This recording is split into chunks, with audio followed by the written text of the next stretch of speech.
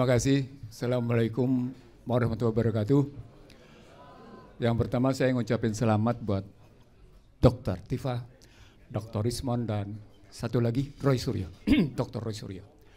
Selamat, ini pembuktian bahwa kerja ini kerja ilmiah, bukan kerja politik.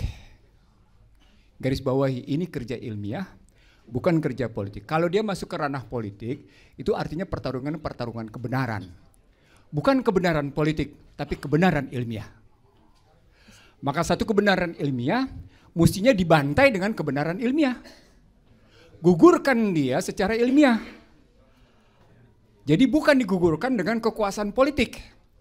Menggugurkan kebenaran ilmiah dengan kekuasaan politik itu sama dengan kita mundur berabad-abad lalu. Kita mundur ke seperti Galileo.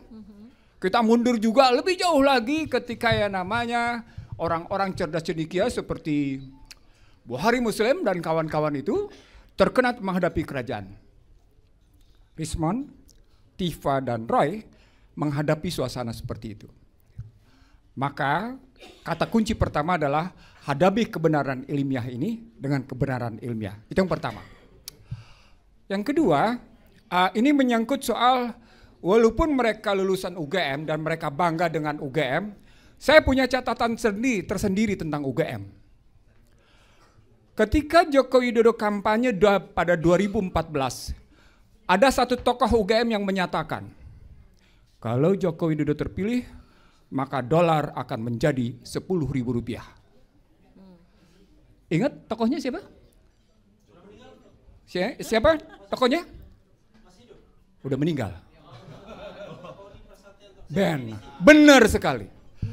Tony Prasyantono dengan bangga dia dalam sebuah TV menyatakan jika Joko Widodo terpilih maka dia akan menjadikan $1 sampai dengan 10.000. Tapi sebelum itu ada perdebatan saya menarik di Fakultas Kehutanan. Teman-teman, ini berkaitan juga dengan situasi akademik. Lawan saya Sobari Arusijito. Dihadiri oleh mantan Menteri Kehutanan Jamaluddin Suryo Hadikusumo, ya, era Soeharto. Kami bicara tentang bagaimana kehutanan di Indonesia dalam kajian buku tersebut. Saya melihat ada pembelaan besar-besaran dari UGM. Nah, kaitannya dengan Tony Prasyantono terbukti bahwa UGM sesungguhnya sudah berpolitik. UGM sesungguhnya sudah berpolitik. Kasus berikutnya adalah sebelumnya, pernah ingat kasus Budiono? Kasus Senturi? Ingat ya? Lagi-lagi rektorat juga membela habis-habisan Budiono. Korbannya saya. Korbannya saya. Dengan cara tidak fair, Humas Rektor menyatakan Ihsanuddin Nursi bukan staf ahli Pusat Studi Ekonomi Kerakyatan. Padahal saya punya surat keputusan rektor. What's the point? Lagi-lagi rektorat melakukan tindakan politik.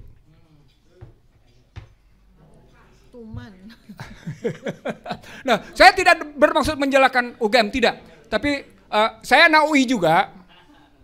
Saya tidak dalam posisi membela salah satu universitas, tapi saya ingin mengatakan ada peristiwa di mana yang namanya universitas pasti bermain politik jika kemarin kalau ini kan ada Rismon, ada Tifa, ada Roy Suryo.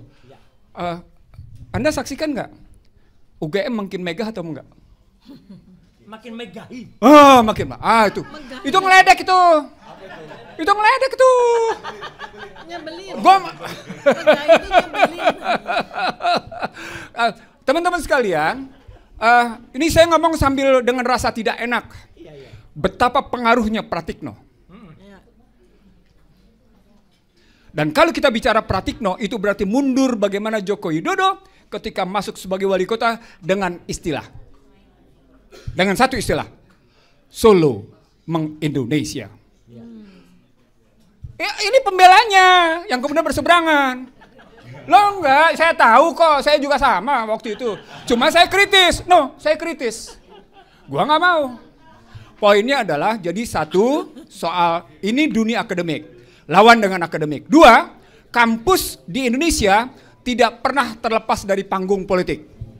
Tidak peduli itu UI, tidak peduli itu UGM, tidak peduli itu ITB, termasuk. Kasus ITB terakhir ingat kasus KPU? Iya dong. Iya Sirekap. Iya Sirekap, terbukti. Jadi itu poin berikutnya. Poin terakhir. Teman-teman sekalian, saya bilang sama Respon, ini berkaitan dengan keahlian saya. Terakhir ini berkaitan dengan keahlian saya. Saya ahli selulosa. Jadi ketika yang namanya polisi menyatakan ini identik, saya bilang sama Rismon, sini, mana identiknya? Bawa sini. Mari kita uji identiknya. What's the point? Kita uji kertasnya. Kita uji kertasnya. Kalau Anda betul-betul bilang ini identik, maka bisa kita buktikan bahwa itu kertas pasti bukan kertas. Jadi baik cerita identik atau otentik, sesungguhnya dia sudah mengaburkan makna kebenaran ilmiah. Maka percayalah, satu kebenaran dia bisa disingkirkan, tapi tidak pernah bisa dikalahkan. Itu riwayatnya. Terima kasih. Assalamualaikum warahmatullahi wabarakatuh. Sekali lagi selamat Pak Risman. Selamat Pak Rai. Selamat Ibu. Terima kasih ya kepada bapak-bapak dan ibu-ibu sekalian yang menghadiri acara grand launching buku kami dengan judul Jokowi's White Paper.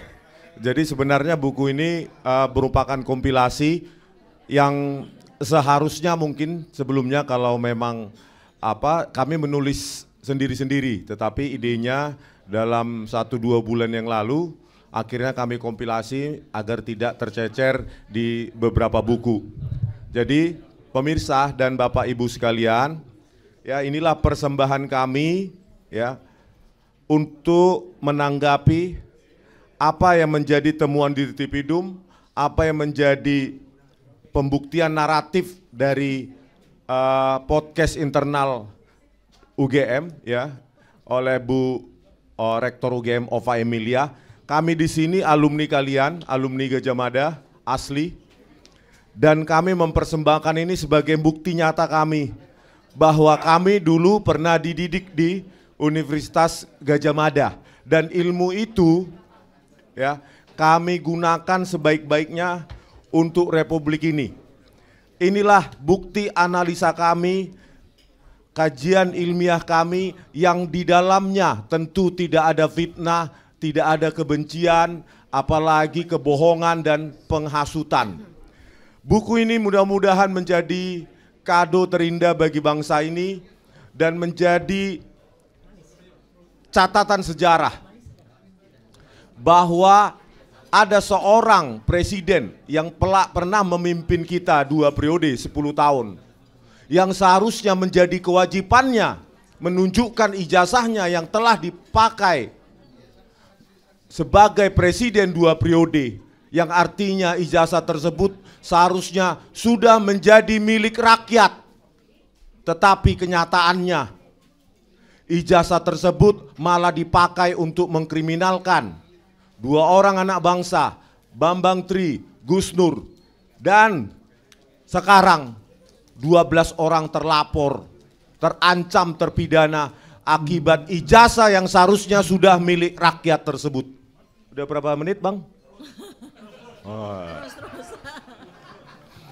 Jadi rekan-rekan setanah air dan Bapak Ibu sekalian, kami akan menerbitkan buku lagi. Karena memang sebagai peneliti dan pemikir, bukulah senjata utama kami yang paling bisa kami lakukan. Oleh karena itu Pak Joko Widodo jangan khawatir, akan muncul buku kedua dan buku ketiga. Ya, ini tidak akan berhenti di sini sampai Indonesia ini berubah dari gelap menuju terang. Maafkan Bapak Ibu sekalian, saya memang orang yang nggak pernah biasa orasi. Ini pun sudah saya hafal-hafal dari kemarin. Terima kasih. Bismillahirrahmanirrahim. Izin saya kalau sudah bisa tayang. Ya, proyektornya silahkan ditayangkan. Jadi alhamdulillah teman-teman sekalian, kita sudah masuk kepada grand launching buku kita. Tadi Pak Resmond Sianipar sudah menjelaskan secara global apa isi buku. Dan saya akan men-spill secara berurutan meskipun agak cepat nanti, ya, apa yang kami tulis dalam buku ini. Karena buku ini terdiri dari 3 bagian. Bagian terdepan itu adalah bagian yang sifatnya sedikit ada sisi jurnalisnya, ada sisi kronologisnya, ada sisi naratifnya sedikit, tapi banyak deskripsinya juga. Sedangkan bagian kedua yang lebih tebal dan lebih detail itu ditulis oleh Pak Resmond. Bukan hanya detail dalam hal tulisannya, tapi lebih dari itu, bahkan ada rumusnya, ada codingnya. Jadi kalau teman-teman pengen melakukan program yang menjalankan program yang ada di situ, sebagaimana yang Bang Resmond tulis, ada di situ. Dan bagian ketiga, nah ini nanti akan diterangkan sendiri oleh Dr. Tifa, adalah tentang neuropolitik. Jadi bagaimana ilmu itu bisa digunakan untuk mempelajari sifat-sifat manusia. Jadi buku ini teman-teman sekalian, ini saya tulis mulai dari tahun 2000, maksudnya gini, bukan bukunya ditulis 2013. Peristiwa ijazah palsu itu sebenarnya dimulai dari 2013. Lanjut Mas, bisa ke bawah digerakin dikit. Ya, jadi dimulai dari seminar memimpin dengan hati. Semua yang kami pelajari di sini adalah sama yang diterima oleh rakyat Indonesia ketika bangsa Indonesia waktu itu berpikir, kok ya ada orang di tengah kampus, di tengah Universitas Islam Indonesia mengaku IPK-nya di bawah 2. Ini buktinya. Buku ini bukan omon-omon. Buku ini bukan berisi khayalan. Fakta. Ada faktanya, ada linknya, bahkan ada video pelan-pelan ke bawah. Ya, terus saja ke bawah. Nah, terus saja, terus ke bawah. Nah, jadi buku ini menceritakan tentang tadi Dr. Ova sedikit menyinggung soal kampus kami. Kampus kami disebut sebagai kampus biru. Kebetulan kami bertiga, S1, S2-nya semuanya di UGM. Kampus itu dikenal dengan nama kampus biru karena Bang Azhadi Siregar, dosen saya yang tahun ini berusia 80 tahun, waktu itu tahun 74 menulis novel Cintaku di Kampus Biru. Terus Mas, ini sudah pernah difilmkan, bintangnya Roy Martin, terus. Nah, tapi terus lagi Mas, sampai gambar satu. Nah, inilah yang tadi dikatakan oleh Bang Ihsanuddin Nursi ketika bertanya ke saya. UGM megahi kalau menurut saya. Megahi itu nyebelin. Bukan hanya kami, orang senior seperti Bang Azhadi Siregar akan merayakan usia 80 tahun di kampusnya sendiri, ditolak. Dengan alasan apa? Judul acaranya ini padahal judul novelnya Cintaku di Kampus Biru dan Menolak Ayah. Menolak Ayah. Praktik no. Sebagian bilang praktik yes, no. Praktik no. Nah ini menolak ayah. Itu ditolak. Jadi intimidasi atau perlakuan zolim itu bukan hanya kami yang melakukan. Ini makanya kami protes, kok kampus kami begini ya gitu. Lanjut Mas, terus ke bawah. Nah jadi sekarang ini yang terjadi. Lanjut Mas, terus saja. Nah apa yang kami lakukan teman-teman semua itu adalah mewujudkan kembali akal waras kita. Kalau orang waras sekolah susah-susah punya ijazah, bangga atau enggak? Bangga dong, tunjukkan. Tidak hanya orang Indonesia yang bangga, orang Belanda. Ini prasasti yang ada di kampus yang ada di negeri Belanda, di Rotterdam. Ini di kampus Erasmus namanya. Di kampus Erasmus itu ada prasasti yang menunjukkan ijazahnya Bung Hatta. Bung Hatta sampai dengan sekarang replika ijazahnya masih ada di kampus itu. Artinya apa? Bangga. Orang luar negeri aja bangga. Lah kok ini ada orang yang nggak bangga sama ijazahnya? Edan apa edan itu? Tapi nggak apa-apa, ya. Itu kalau saya bilang orang-orang dan pendukungnya itu kita sebut dengan orang dekat Gibran Jokowi. Singkatannya apa? orang dekat Gibran Jokowi. Nah, yaitu. Lanjut Mas, terus saja. Nah, terus kami menulis ini tentang dari Trias Politika ke Tetras Politika.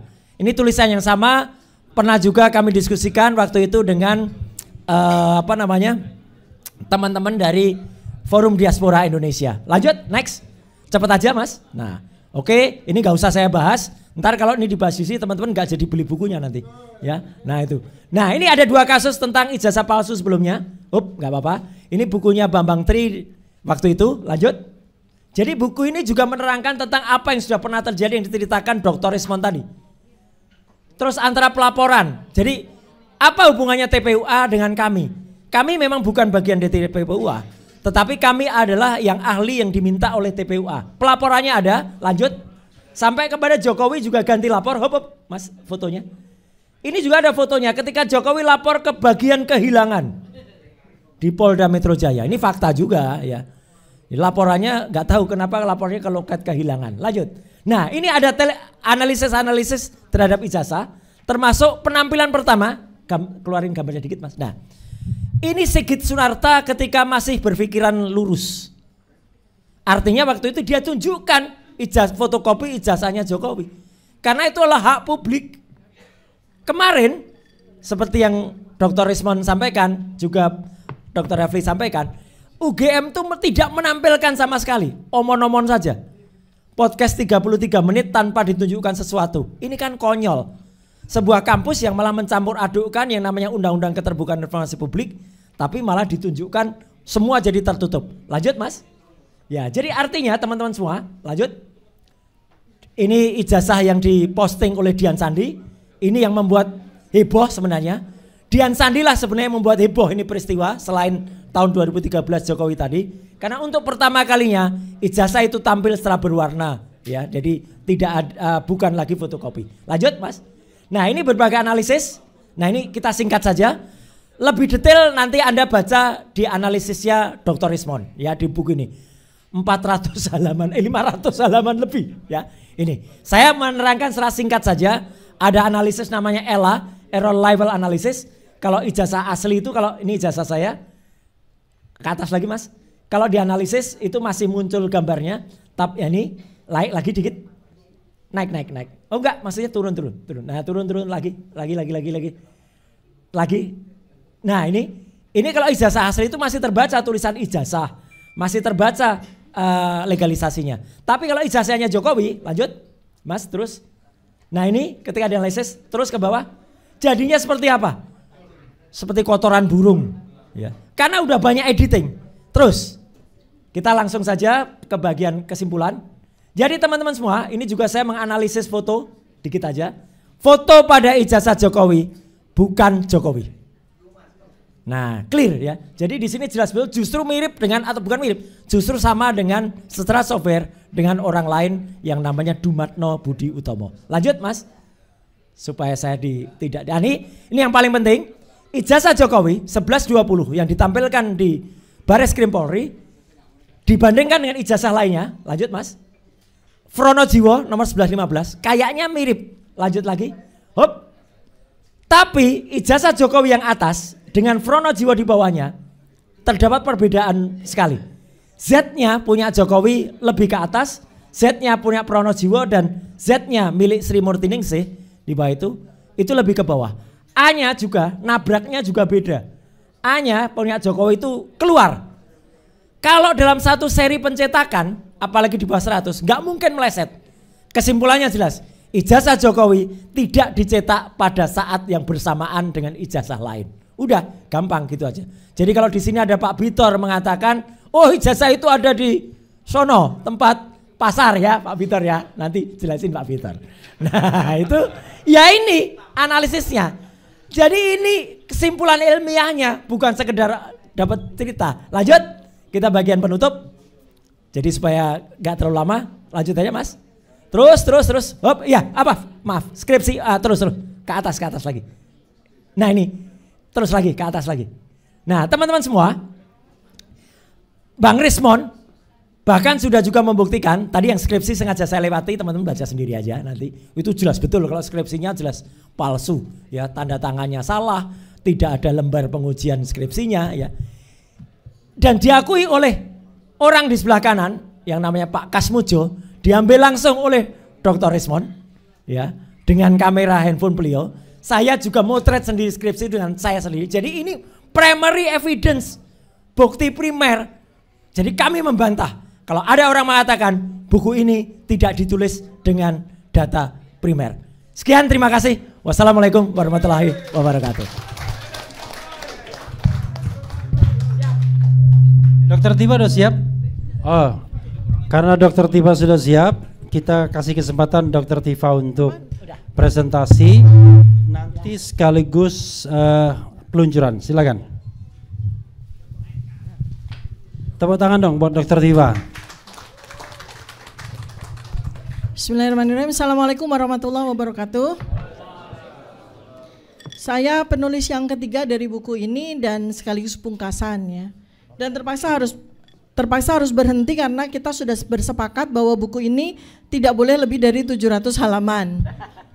Jadi yang seharusnya saya dapat jatah 7 bab, terpaksa saya hanya memasukkan 5 bab. Yang 2 bab lagi kami kembangkan kepada buku yang kedua.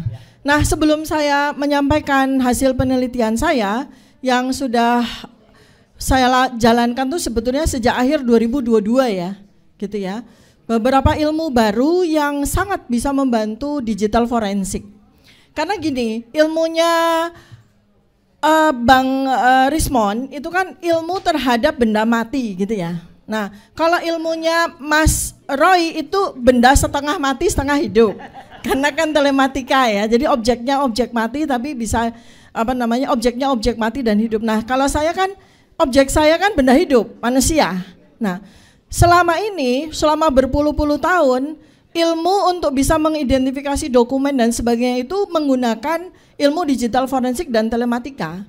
Tapi boleh dikata hampir tidak pernah menggunakan bantuan dari pemilik dari dokumennya.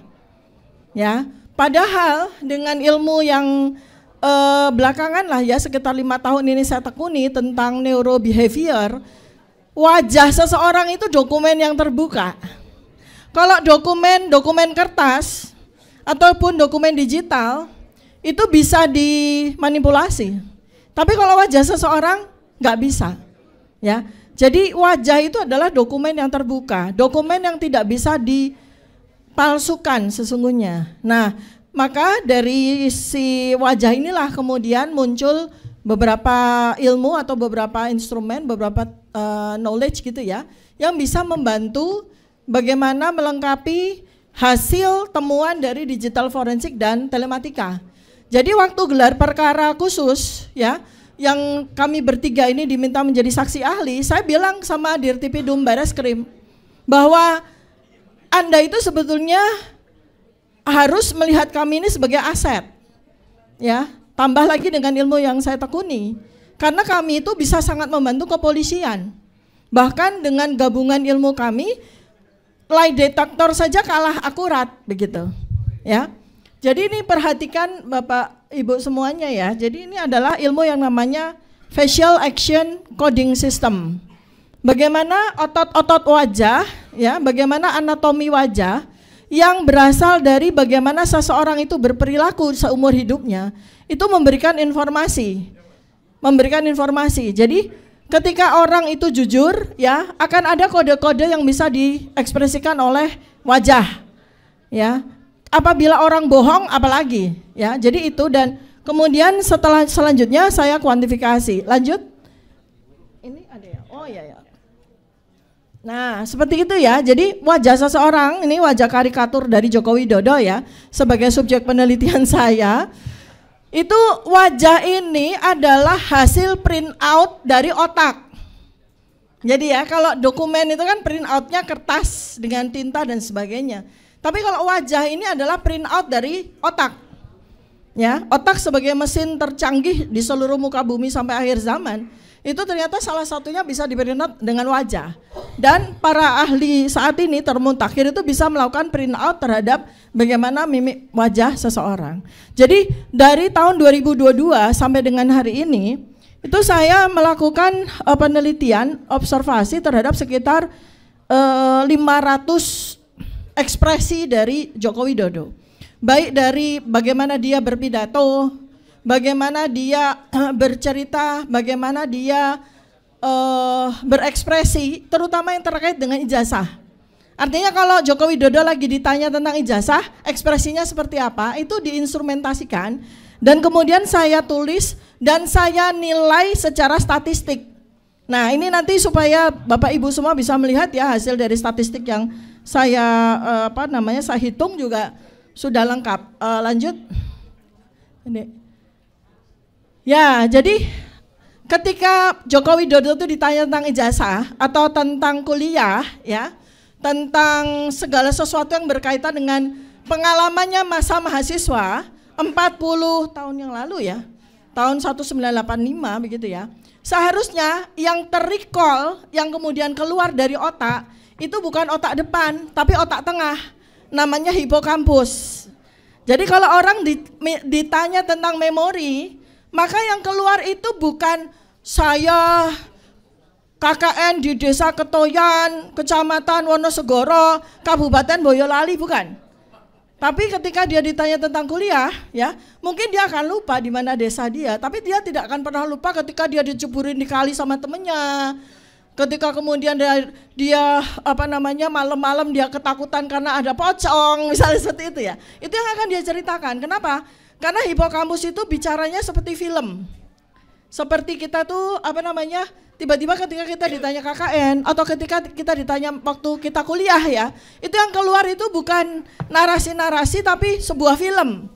Nah, sehingga ketika seseorang itu ditanya tentang kuliah atau tentang ijazah itu atau tentang dia wisuda, maka yang tergambar itu ekspresinya.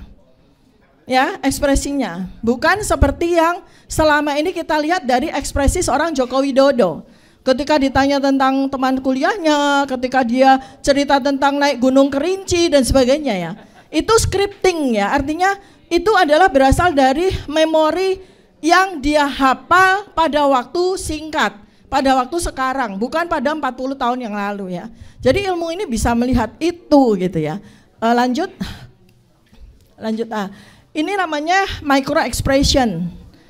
Jadi gini ya, misalnya ilmu pengetahuan, ilmu teknologi itu, ilmu pengetahuan itu memang luar biasa berkembang.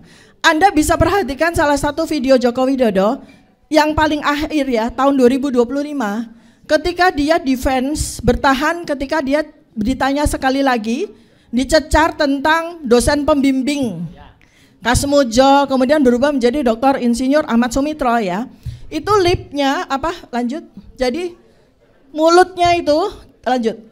Ya lanjut yang ada gambar. Enggak. Ya ini balik lagi ya.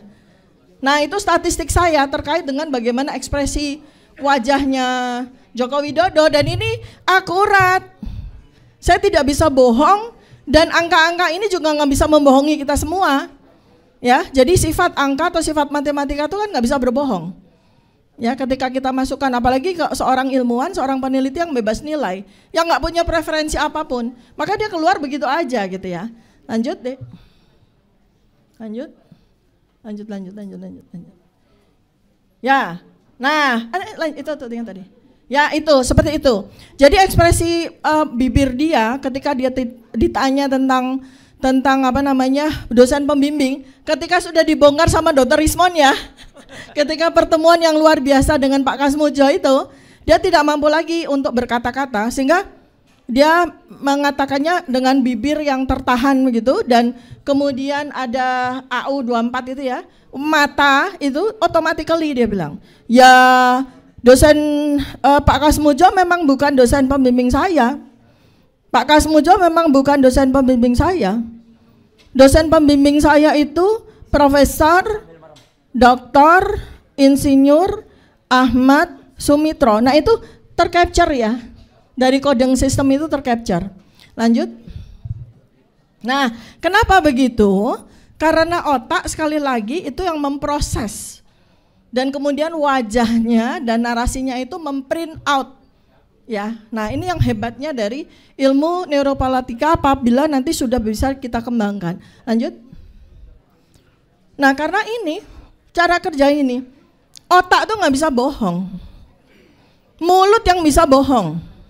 Otak tuh nggak bisa bohong, mulut yang bisa bohong, ya. Jadi mulut itu bisa baik, bisa jahat, otak nggak bisa, ya. Ketika kita bicara, jadi ada sebuah titik atau sebuah organ di tengah otak namanya amigdala, ya. Itu yang paling tidak bisa membohongi dirinya sendiri.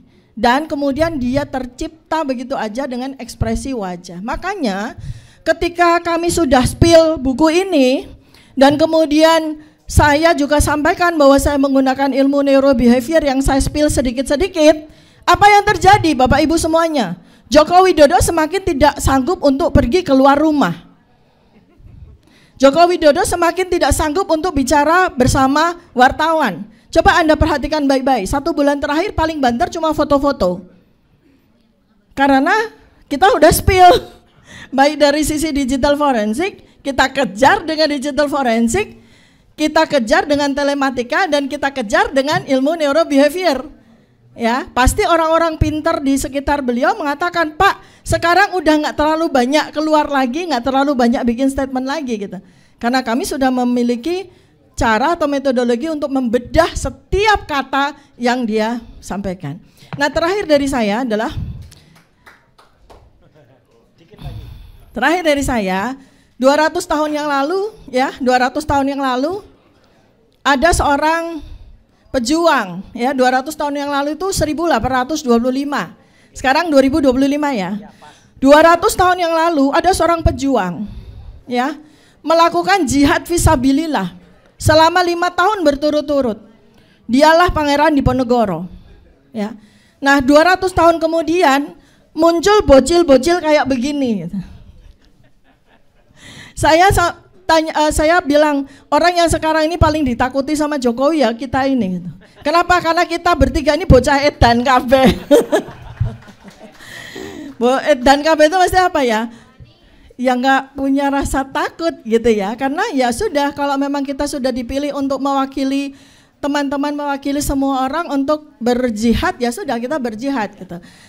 2 hari yang lalu kami bertiga main ke tempatnya Abangda Jenderal Napoleon Bonaparte, diberikan diberikan nasihat yang luar biasa. Jadi kalau mau berani itu jangan kepalang tanggung gitu kan. Kalau mau berani jangan kepalang tanggung, terutama saya gitu ya. Kayak apa sih rasanya di penjara gitu ya.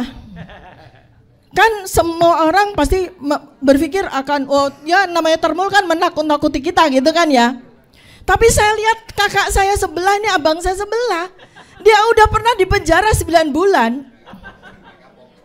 tapi nggak kapok. Berarti enak toh ya, pasti enak itu. Nah, makanya saya pengen gitu kan. Kayak apa gitu. Sebab kalau nggak ada pengalaman itu, kata Abangda Jenderal Napo, nggak seru.